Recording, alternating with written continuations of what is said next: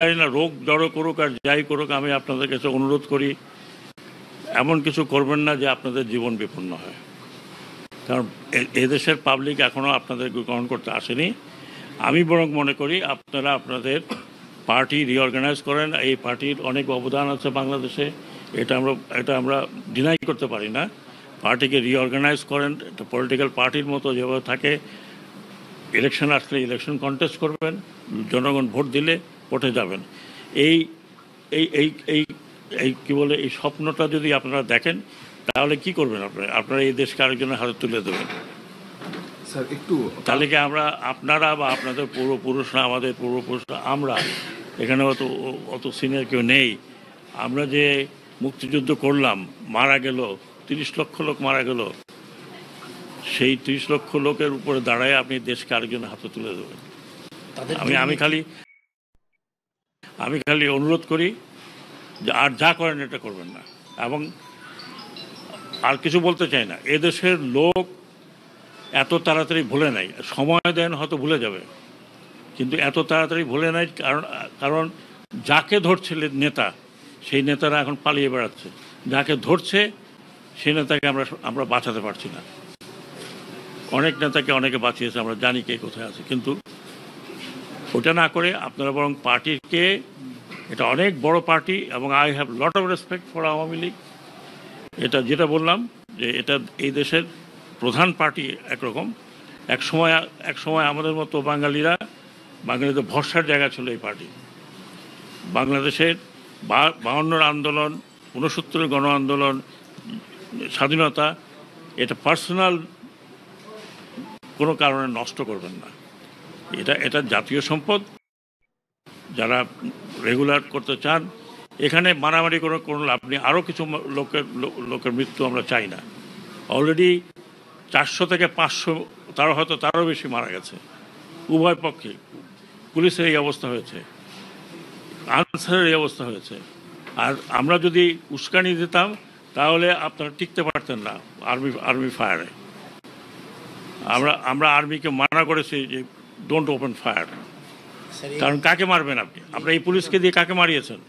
এই পুলিশকে দিয়ে মারিয়েছেন আপনার সন্তানকে। আপনার সন্তান না হয় একজন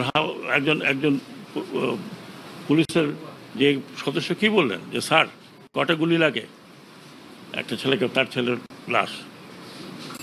এটা করবেন না, অনুরোধ করছি। প্ররোচনায় আসেন না, ব্যক্তিগত স্বার্থে আপনারা এত বড় একটা দলকে নষ্ট করেন না। বঙ্গবন্ধুর স্বপ্ন ছিল, নষ্ট করবেন না। এটা আপনার নষ্ট করার কোনো অধিকার নাই। এটা বাংলাদেশের সম্পত্তি। আর এই যদি স্বপ্ন কেউ মনে করে যে এইটা করে আবার একটা কাউন্টার রেভলিউশন করে আসবেন, কাউন্টার রেভলিউশন করতে হলে আপনাকে হাজার হাজার লোকের রক্ত বহাইতে হবে।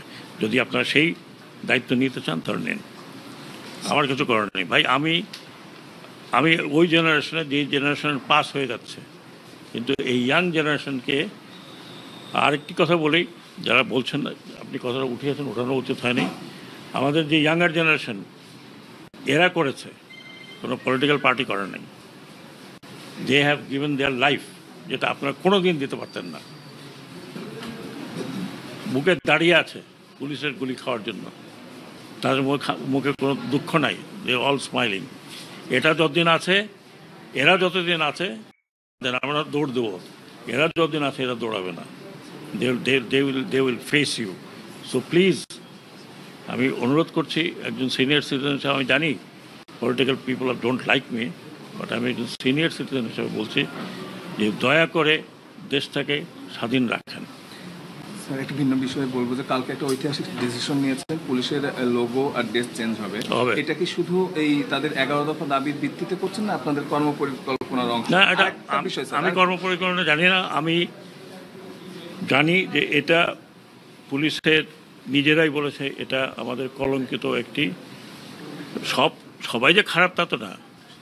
আমি কি বলতে পারবো যে সব খারাপ? 100% পুলিশ খারাপ ছিল, সবাই দানব হয়ে গেছিল।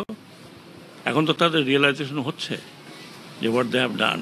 এবং আমাকে যেটা তারা নিজেরাই বলছে যে আমরা এই পোশাক পরে একদিনও বেরোতে চাই না। তারপর তারপর আইজি সাহেব আমরা বললাম যে ভাই এটা একটু বললেই তো হবে না, একটু সময় লাগবে। ওরা বলে আমরা এখন আমি ওই কালকে দেখলাম যে এই ট্রাফিক পুলিশ শুধু পুলিশের একটা জ্যাকেট পরে দাঁড়িয়ে আছে রাস্তায়। তো তাদের মধ্যে তো একটা উপলব্ধি হয়েছে, তারা তো এখন দেখছে যে what they have not done, তাদেরকে দিয়ে করানো হয়েছে, কি করানো হয়েছে। আমি জানি আপনারা হয়তো আমাকে পছন্দ করবেন না, কিন্তু দেশে বিদেশে আপনারা দেখছেন কি, দয়া করে দেশটাকে ভাগ করেন, দেশটাকে নষ্ট করেন না। অনেক কষ্ট করে স্বাধীনতা হয়েছে, স্বাধীনতা ধরে রাখতে খুব ডিফিকাল্ট। আশেপাশে আমি নাম বলতে চাই না, আশেপাশে দেখেন কি অবস্থা। স্যার, এই পরিস্থিতির জন্য 11 দফার ভিতরে একটা অন্যতম দফা ছিল তাদের সিনিয়রদের বিচার। এই বিষয়টা আপনারা না, সেটা আমরা পরে, হ্যাঁ। আরে ভাই, একজনকে বললো আপনি দোষী, আমি কি ঝাঁপায় আপনার গলা ধরতে পারবো? ইনকোয়ারি লাগবে না?